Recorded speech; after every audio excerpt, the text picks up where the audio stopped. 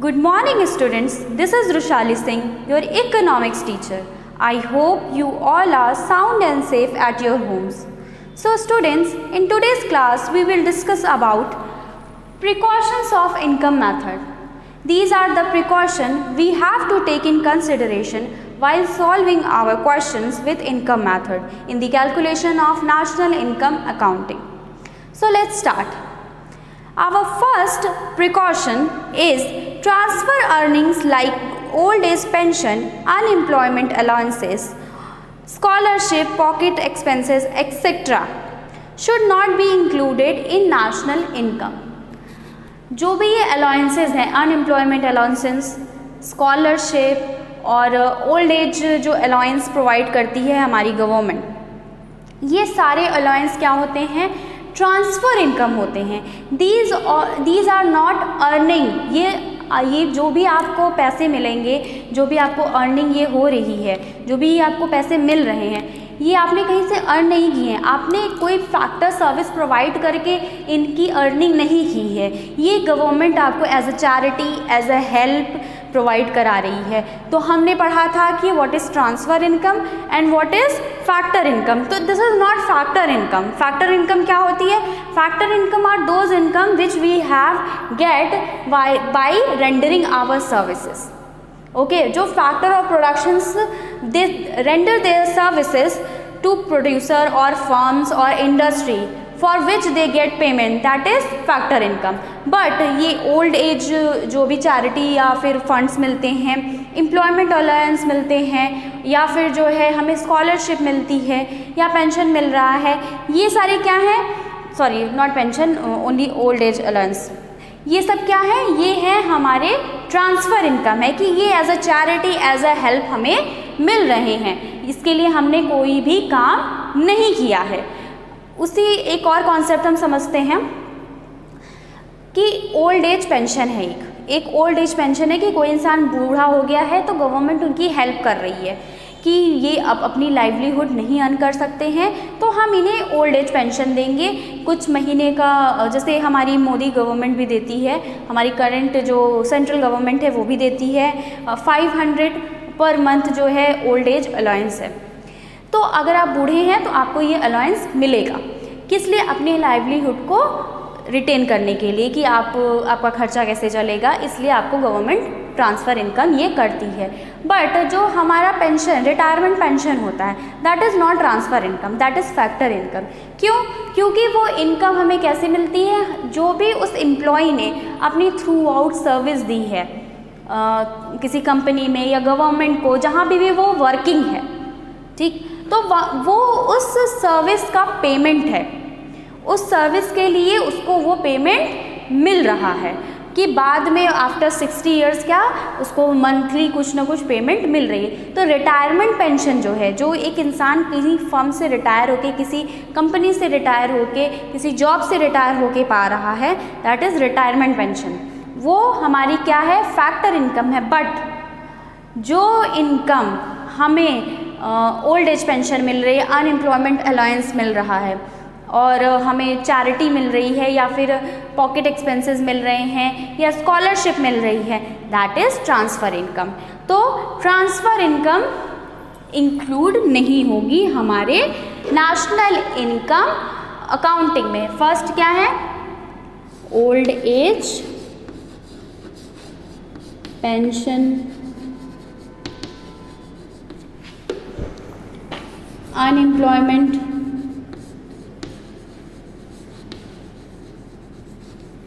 allowance,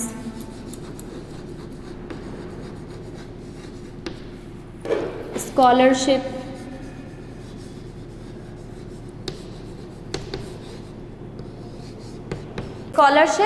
etc. Now the second topic is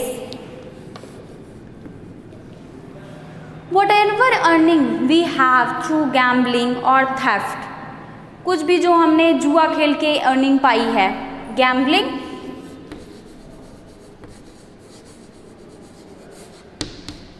theft, these income are black money. What? Black money. This black money or the income which we have generated through gambling or theft is not included in national income. क्यों? क्योंकि फिर से वही point कि हमने ये earn नहीं किया है, ये हमने किसी से छीन लिया है, हमने कोई सर्विस देके ये इनकम अर्न नहीं की है। ये क्या है? ये हमने कहीं से किसी से ये हमने किसी से छीन लिया है या तो ये हमने किसी से चुराया है। तो ये इनकम चूँकि हमने फैक्टर सर्विस देके नहीं हासिल की है, this income will not be included in our national income accounting. The third is commission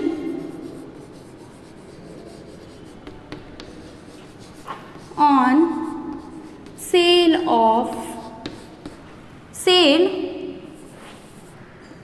or purchase of second hand good. Whatever income, whatever commission we get on the sale or purchase of second hand goods, that will be included in national income accounting. जो commission मिला है किस पे? Cell और purchase. Cell किया है चाहे हमने परचेज किया है, कोई सेकेंड हैंड प्रोडक्ट है हमारा, जैसे ये हमारा डस्टर सेकेंड हैंड प्रोडक्ट है। तो जो इसके सेल एंड परचेज पे हमें क्या मिला है? हमें कमीशन मिली है, वो हम नेशनल इनकम में इंक्लूड करेंगे। कमीशन किसको मिलती है? जो एजेंट्स होते हैं उन्हें जो कमीशन मिली है वो इनकम हमारे नेशनल इनकम में इंक्लूड होगी। But sale and purchase of second hand goods नहीं हो। जो भी सेकेंड हैंड गुड्स होते हैं वो एक बार क्या होते हैं, वो मार्केट में एक बार बिक चुके हैं, उनका प्रोडक्शन एक बार हो चुका है, उनका जो इनकम जनरेशन है वो हमारे इकोनॉमी में ऑलरेडी इंक्लूडेड हो चुका है। तो हम सेकेंड हैंड गुड्स जब भी सेल या परचेज होगा तो वो हम अपने नेशनल इनकम में इंक्लूड नहीं करेंगे।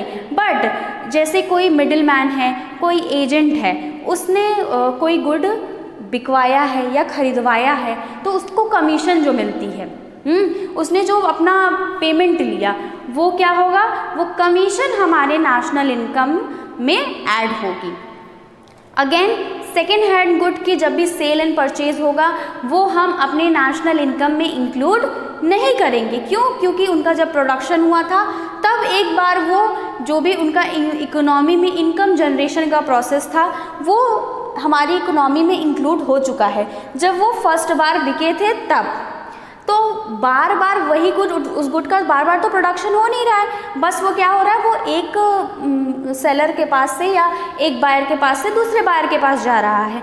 बट जो मिडिल मैन होगा, जो एजेंट होगा, जो वो सामान बिकवाएगा, वो जो उसको जो कमीशन मिलेगी that will be included in our national income account. The fourth one is brokerage fees.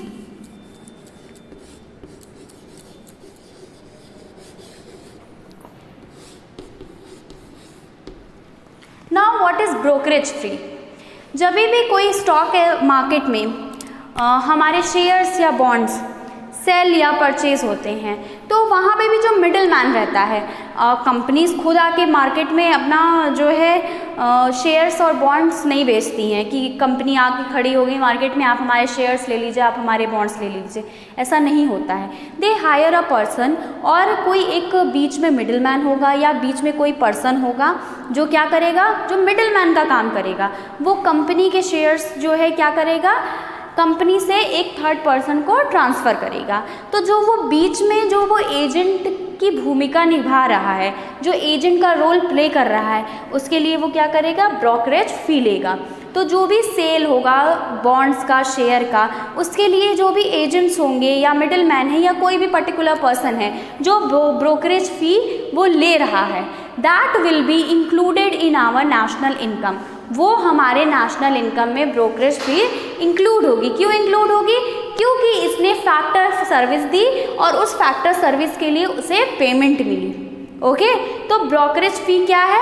Brokerage फी क्या है कि उसने जो सर्विस दी उसके लिए उसे पेमेंट मिल रही है। सो पेमेंट है, उसने सर्विस रेंडर की है, तो it will be included in our national income accounting. Okay students, now fifth one is lotteries.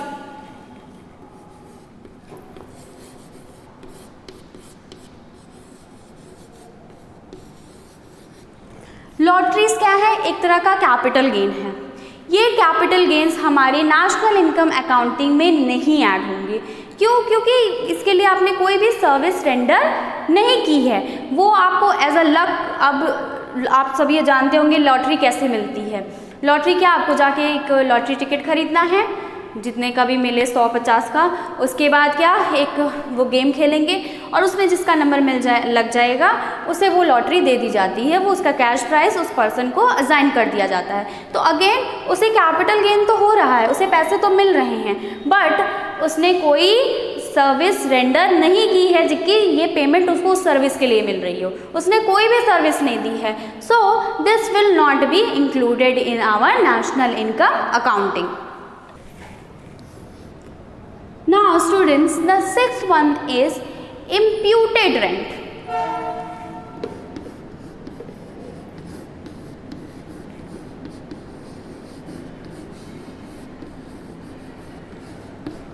Now what is imputed rent?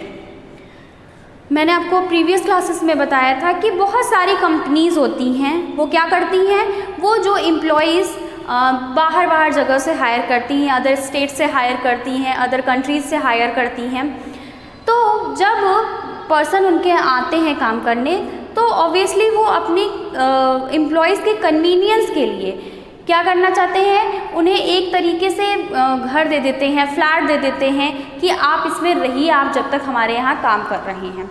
तो ये एक तरह से क्या हो गई, वेजेस इन काइंड हो गई, कि एक तरह से वो क्या कर रहे हैं, उनकी हेल्प कर रहे हैं, उन्हें एक सर्विस, उनको एक कन्वीनियंस का वो दे रहे हैं. या जैसे वो जैसे उन्हें पेमेंट करते हैं कैश में, वैसे ही वो उन्हें घर भी दे रहे हैं रहने के लिए. ठीक है, तो एक तरह से वो एक सैलरी का ही पेमेंट हो गया, वो एक पेमेंट का ही फॉर्म होगा.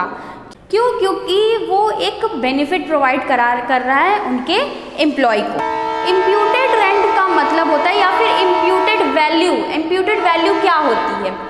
इम्प्यूटेड वैल्यू का मतलब है कि अगर जैसे कि वो उस एम्प्लॉय को घर दिया गया है रहने के लिए, पर कंपनी उससे कुछ रेंट नहीं चार्ज कर रही है, बट उस हाउस की या उस फ्लैट की कोई तो मार्केट वैल्यू होगी, उसका कोई मार्केट वैल्यू होगा. अगर वो उस एम्प्लॉय को नहीं देता, उस एम्प्लॉय को अगर वो घर रहने के लिए नहीं देता और किसी थर्ड पर्सन को वो घर रेंट पे दे देता, तो उस घर का उसे कुछ तो रेंट मिलता.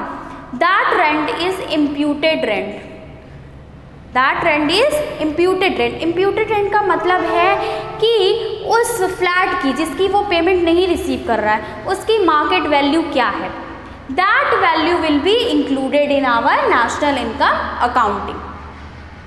कि वो क्या कर रहा है, वो उसको दे तो दे रहा है फ्री में, बट उस फ्लैट की कोई तो वैल्यू होगी. अगर वो किसी और पर्सन को वो फ्लैट रहने को देता उस रेंट पे, तो एक मार्केट वैल्यू उस फ्लैट की होगी ना, 10,000, 20,000, 25,000.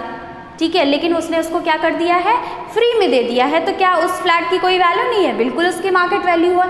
That value is imputed value. और उस वैल्यू को क्या करेंगे, हम अपने नेशनल इनकम अकाउंटिंग में इंक्लूड करेंगे. Now the seventh one is corresponding to production for self consumption. हम कोई भी प्रोडक्शन एक्टिविटी कर रहे हैं, उसे मार्केट में क्या कर रहे हैं, बेच रहे हैं, और हमारा मोटो क्या है, सेल्फ कंजम्पशन है या खुद के लिए इनकम जनरेट करना है. That will also be included in our economy. कि हम प्रोडक्शन एक्टिविटी कर रहे हैं ताकि वो इनकम जनरेट करे और फिर हम क्या कर सकें, हम सेल्फ कंजम्पशन कर सकें, हम खुद के लिए कंजम्पशन एक्टिविटीज़ कर सकें. That will be included in our national income accounting. What? Corresponding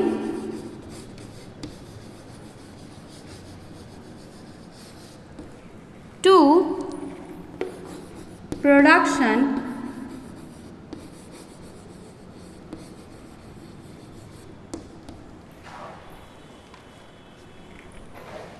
for self consumption.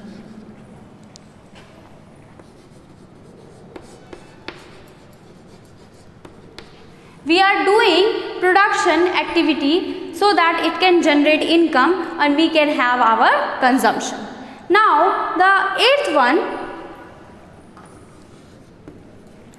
whatever profit it is, the undistributed profit, corporate profit और डिविडेंड, ये तीनों हमारे क्या है, प्रॉफिट का ही पार्ट हैं। कौन कौन से प्रॉफिट्स हैं? डिविडेंड,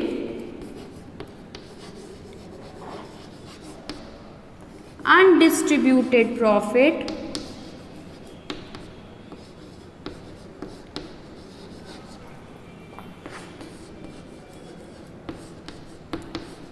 और कॉर्पोरेट प्रॉफिट।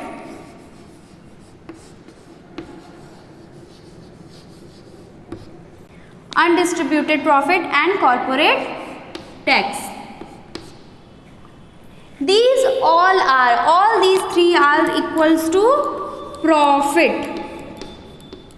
ओके, तो अगर ये तीनों चीजें अलग अलग दी हुई हैं तो इन्हें ऐड करके हम क्या करेंगे, प्रॉफिट बना देंगे। बट ये तीनों चीजें भी दी हुई हैं और प्रॉफिट भी दिया हुआ है, तो हम अलग से इन तीनों को नहीं ऐड करेंगे नेशनल इनकम में, ओनली प्रॉफिट को लेंगे। कभी कभी क्वेश्चंस में क्या होता है कि दो चीज़ें दे दी रहती है और प्रॉफिट दे दिया रहता है, तो आपको इन दोनों चीज़ों से कोई मतलब नहीं है, आपको सिर्फ प्रॉफिट से मतलब है। क्यों? क्योंकि हमें लास्ट में प्रॉफिट को ही कंसिडरेशन में रखना है, प्रॉफिट को ही लेना है। प्रॉफिट में ये तीनों, dividend, undistributed profit and corporate tax, ये तीनों चीज़ें हमारी क्या हैं, प्रॉफिट में ऑलरेडी एडेड हैं, तो हमें इसे सेपरेटली नेशनल इनकम में ऐड करने की ज़रूरत नहीं है। हम जब भी करेंगे सिर्फ प्रॉफिट को, अगर हमारे पास क्वेश्चन में प्रॉफिट दिया है तो हम प्रॉफिट को ऐड कर देंगे। अदरवाइज अगर ये तीनों दिए हुए हैं, dividend, undistributed profit, corporate tax, तो हम इन तीनों को प्लस करेंगे और फिर हम अपना प्रॉफिट निकाल के क्वेश्चन में प्रॉफिट लिखेंगे। लेकिन अगर दिया हुआ है तो हम इन तीनों को ऐसे ही छोड़ देंगे और जो प्रॉफिट क्वेश्चन में दिया है सिर्फ हम उसको कंसिडरेशन में रखेंगे। Now the ninth one is income tax should not be included.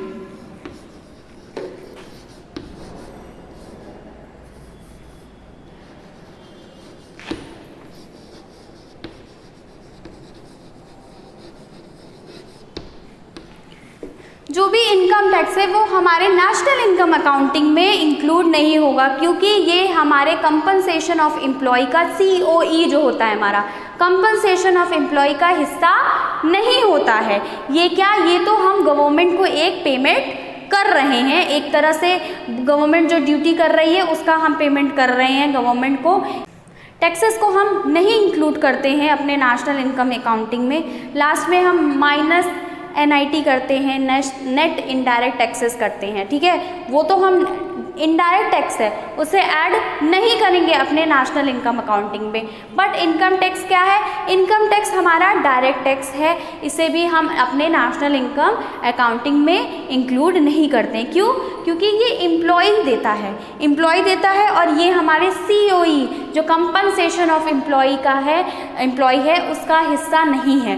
तो हम क्या करेंगे, नेशनल इनकम में इनकम टैक्स क्या है, एक डायरेक्ट टैक्स है, पर्सन क्या डायरेक्टली पे करता है गवर्नमेंट को ये इनकम टैक्स, तो इनकम टैक्स हमारे नेशनल इनकम में इंक्लूड नहीं होगा। क्यों? क्योंकि ये हमारे कंपनसेशन ऑफ एम्प्लॉय का हिस्सा नहीं है, ये अलग से जो है सर्विसेज पे करने के लिए एम्प्लॉय को नहीं दिया जाता है। एम्प्लॉय अपने इनकम में से कुछ पैसे काट के इनकम टैक्स भरता है, इसलिए वो क्या है, वो इंक्लूड नहीं है इनकम टैक्स हमारे नेशनल इनकम में इंक्लूडेड नहीं है।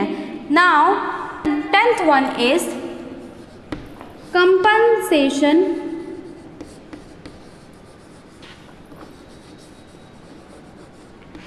Of employ. इसके जो भी फैक्टर्स थे, salaries in cash, salaries in kind, social security contribution and retirement pension.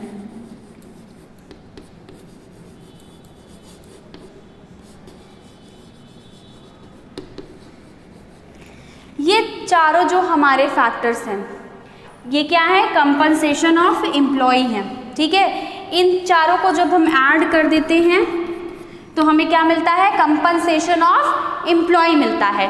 तो अगर क्वेश्चन में सिर्फ COE, इसे शॉर्ट फॉर्म में COE भी कहते हैं, अगर हमारे क्वेश्चन में COE सिर्फ दिया हुआ है तो हमें कोई वरी नहीं है, हमें इन लोग को ऐड, इन सारे कंपोनेंट्स को ऐड करके अलग से COE नहीं निकालना होगा। बट अगर हमारे क्वेश्चन में ये सारी चीज़ें अलग अलग दी हुई हैं तो हम इन्हें ऐड करके क्या करेंगे, अपना COE निकाल लेंगे। बट एक और कंडीशन हो सकती है कि ये सारी चीज़ें भी दी रहे और हमारा COE भी दिया रहा है क्वेश्चन में, तो हम क्या करेंगे, हमें सिर्फ COE से ही मतलब है, हम COE निकालेंगे और अपना नेशनल इनकम कैलकुलेट कर लेंगे। क्यों? क्योंकि COE में हमारे ये सारे कंपोनेंट ऑलरेडी एडेड हैं। ये सारे हमारे क्या हैं, प्रिकॉशंस हैं क्या, जो हम अपने नेशनल इनकम अकाउंटिंग में जब हम कैलकुलेशन करते हैं अपने नेशनल इनकम का, तो इन फैक्टर्स को हमें अपने कंसिडरेशन में रखना होता है। ये सारे क्या है, प्रिकॉशंस हैं जो हमें फॉलो करने होते हैं ताकि हम गलत ना करें, गलत चीज़ें ना ऐड कर लें, एक ही चीज़ का 2 बार मल्टीप्लिकेशन ना कर दें। Now students, let us discuss about double count. Now students, what is double counting? Double counting का मतलब है कि हम एक ही चीज़ को बार बार काउंट कर रहे हैं। ये एक तरह से क्या है, प्रॉब्लम है, तो हम इसे क्या लिखते हैं, प्रॉब्लम।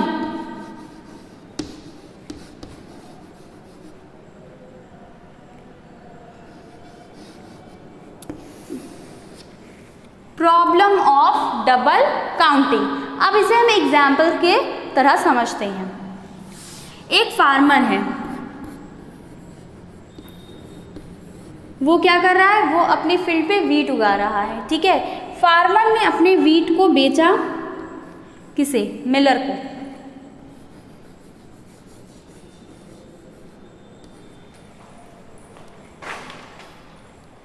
फार्मर ने अपने वीट को बेचा मिलर को कितने रुपए में, 20 रुपीज़ में, ठीक है। अब मिलर क्या करेगा, मिलर जो है उसी गेहूं को, उसी वीट को मिल में अपने पीसेगा, ठीक है। वो उसी वीट को आटा बना के किसे बेचेगा, बेकरी वाले को 30 रुपए में। अब उसने पैसा क्यों बढ़ा दिया, क्योंकि फार्मर ने इससे 20 रुपए में दिया, तो इसने अपने यहाँ क्या किया, अपने यहाँ उसको और रिफाइन किया, उसे पीसा, उसमें वैल्यू एडिशन कर दिया उसने कितने का, 30 रुपए का, सॉरी 10 रुपए का वैल्यू एडिशन किया और उसे बना दिया 30 रुपए का। अब बेकरी वाला क्या है, वो केक बनाएगा। बेकरी वाले ने कस्टमर को केक बेचा कितने रुपए में, 70 रुपए में, ठीक है। केक हमारा कितने का हो गया, 70 रुपए का। नाउ अब हम समझते हैं किसने कितना वैल्यू एडिशन किया। इसने क्या किया, इसने जो है इसने तो 20 रुपीज़ में बेच दिया, इसका कुछ नहीं है। इसने क्या किया, जो उसको मिला उस पर 10 रुपीज़ ऐड किए। हाँ, इसने इसमें क्या किया, प्लस 40 रुपीज़ किए। ये क्या हुआ, हमारा वैल्यू एडिशन का प्रोसेस हुआ जो इन सब ने फॉलो किया। पहले इसने 20 रुपए में बेचा, फिर इसने 10 रुपए बढ़ा के बेचा, फिर उसने क्या, उसने जितने में खरीदा उससे 40 रुपए बढ़ा के कस्टमर को क्या 70 रुपए में उसने केक बेच दिया। नाउ अब हम समझते हैं कि प्रॉब्लम ऑफ डबल काउंटिंग क्या होती है। प्रॉब्लम ऑफ डबल काउंटिंग ये होती है कि ये जो 70 रुपये हैं, अब हम क्या करते हैं कि इसका वैल्यू निकालने के लिए, ये हमारी इकोनॉमी में कितना इनकम जनरेट करने के लिए क्या करता, भाई हम समझते कि 70 रुपये का केक है, 20 रुपये किसके हो गए, फार्मर के हो गए, 30 रुपये इसके हो गए, और हम क्या करते 120 रुपये बता देते। This is wrong. यही है प्रॉब्लम डबल काउंटिंग की, कि हम एक ही वैल्यू को बार बार काउंट कर रहे हैं, जबकि उस 70 रुपये में ऑलरेडी ये दोनों वैल्यूज़ ऐड हैं। 70 रुपये में क्या है, इसकी भी वैल्यू ऐड है, इसकी भी वैल्यू ऐड है, लेकिन हम डबल काउंटिंग का यही मतलब है कि हम दोबारा से काउंटिंग कर दे रहे हैं चीज़ों की, हम बार बार काउंटिंग कर रहे हैं। तो कोई भी गुड जब वो इंटरमीडिएट है तो हम उसकी काउंटिंग नहीं करेंगे, दोबारा से उसे फाइनल गुड में ऐड नहीं करेंगे। हम सिर्फ फाइनल गुड्स एंड सर्विसेज को ही नेशनल इनकम में डालते हैं, नेशनल इनकम में इंक्लूड करते हैं। जो इंटरमीडिएट गुड्स हैं उनके वैल्यू को हम नेशनल इनकम में इंक्लूड नहीं करते हैं। क्यों? क्योंकि जो हमारा फाइनल गुड होता है, जो कि यहाँ पे क्या है, केक है, उसमें क्या है, इन सब की वैल्यूज़ ऑलरेडी एडेड है। तो डबल प्रॉब्लम और डबल काउंटिंग क्या है कि हम क्या करते हैं, चीज़ों की वैल्यू जो ऑलरेडी हमारे फाइनल गुड में इंक्लूडेड है, हम उन्हें दोबारा से इंक्लूड कर देते हैं। ये एक तरह से ड्रॉबैक है क्या, हमारे नेशनल इनकम अकाउंटिंग का, कि जब ये एक तरह से not drawback, it's a problem कि डबल काउंटिंग हो जाती है। डबल काउंटिंग हो जाने पे क्या होगा कि हमें अपने नेशन की इकोनॉमी की हमें एक रॉन्ग इमेज मिलेगी। ठीक है, पहले तो क्या हमने क्या किया, हमारे यहाँ तो आउटपुट कितने का हुआ है, हमारे यहाँ प्रोडक्शन कितने का हुआ है, सिर्फ और सिर्फ 70 रुपये का हुआ है। लेकिन हम क्या बता देंगे, हम बता देंगे कि हमारे यहाँ प्रोडक्शन हुआ है 120 रुपये का, तो हमें लगेगा वाओ हमारी इकॉनमी तो बहुत अच्छे से ग्रोथ कर रही है, जबकि एक्चुअली में वो उसने 70 रुपये का प्रोडक्शन किया है। क्यों? क्योंकि हम इंटरमीडिएट जो गुड्स हैं, इंटरमीडिएट जो चैनल चला है, उसमें जो वैल्यू एडिशन हुआ है, हम उसे दोबारा से फाइनल गुड्स एंड सर्विसेज में ऐड नहीं करेंगे, क्योंकि फाइनल गुड्स एंड सर्विसेज में जो भी वैल्यू लास्ट में आई है उसमें इंटरमीडिएट गुड्स की वैल्यू एडेड है, तो हमें उसे अलग से ऐड नहीं करना चाहिए। आई होप स्टूडेंट्स आपको ये टॉपिक समझ में आया होगा। कोई भी डाउट होगा वो हम अपनी क्लास में डिस्कस करेंगे। Thank you.